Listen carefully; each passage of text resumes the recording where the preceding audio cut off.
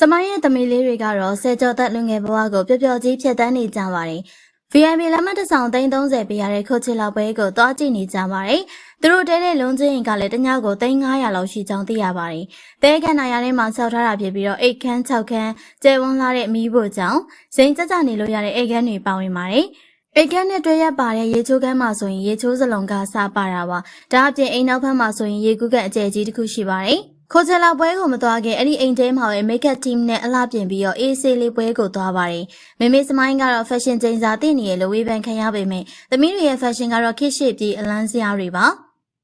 ခိုချလာပွဲဟာလူပေါင်း3သိန်းခွဲလောက်လာကြည့်ကြတဲ့ပွဲဖြစ်ပြီးတော့ stage စဉ်4ခုရှိပါတယ်။တနေ့လုံးကဘာကျော်အဆိုတော်တွေကအလှည့်ကျဖြောပြနေရကြောင်းကိုကြိုက်တဲ့ stage ကိုသွားကြည့်လို့ရပါတယ်။စမိုင်းရဲ့အကြီးဆုံးသမီးလေးပေါ်ရှာကတော့ကိုရီးယားကောင်လေးနဲ့တွဲနေရဖြစ်လို့ K-pop ကိုစိတ်ဝင်စားပုံပါပဲ။ဒါကြောင့်လီဆာရဲ့ stage ကိုသွားကြည့်ခဲ့ကြောင်းသိရပါတယ်။ကဲပရိသတ်ကြီးအခုလိုအပူပင်မရှိပျော်နေတဲ့စမိုင်းရဲ့သမီးလေးတွေကိုချစ်ရင်အပေါင်းလေးနှိပ်ပြီးသွားပါအောင်နော်။